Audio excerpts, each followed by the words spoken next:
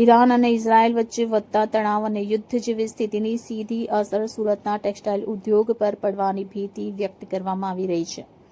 સુરતનું કાપડ વેપાર મુખ્યત્વે દુબઈ મારફતે સંયુક્ત આરબ અમીરાત અને તેની સાથે જોડાયેલા આશરે 45 દેશો સાથે સંકળાયેલો છે.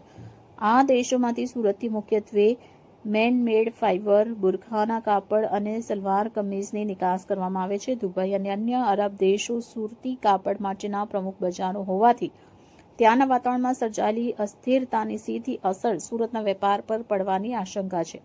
ચેમ્બર ઓફ કોમર્સના ઉપપ્રમુખ અશોક જીનાવાલાએ વધુમાં જણાવ્યું કે હાલમાં પરિસ્થિતિ સ્પષ્ટ ન હોવાથી કોઈ ચોક્કસ આંકડાકીય અંદાજ બાંધવો મુશ્કેલ છે. જો કે જો યુદ્ધ લંબાશે તો વેપારી વર્ગની ચિંતામાં વધારો થવાની સંભાવના છે.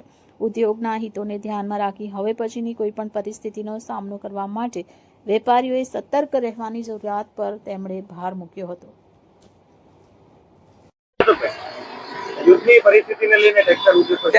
પરિસ્થિતિ લઈને ટેક્સટાઇલ ઉદ્યોગને અત્યારે અમે કોઈ અંદાજ માંડી શકતા નથી, પણ જો આ યુદ્ધ લાંબુ ચાલશે તો 100% ટેક્સટાઇલ ઉદ્યોગને મોટું નુકસાન થવાનું છે. કારણ કે વાયા દુબઈ આપણે બધો જ વેપાર અરબ અમીરાતમાં 45 દેશો સાથે કરી રહ્યા છીએ, તો એની સીધી અસર સુરત શહેરના ટેક્સટાઇલ ઉદ્યોગને થવાની છે. કારણ કે એમાં આપણે મેનમેડ ફાઈબર છે, બુરખાનું કાપડથી માંડીને સલવાર કમીઝ પણ આપણે અહીંયાથી મોકલી રહ્યા છીએ. તો હું માનું છું કે મોટું માર્કેટ જે આપણું છે એ દુબઈ પણ છે ને અરબ અમીરાત પણ છે. અને લઈને જો યુદ્ધ લાંબુ ચાલે તો બહુ મોટું નુકસાન થાય, અન્યથા એટલી બધી ચિંતાનો વિષય નથી. Thank you.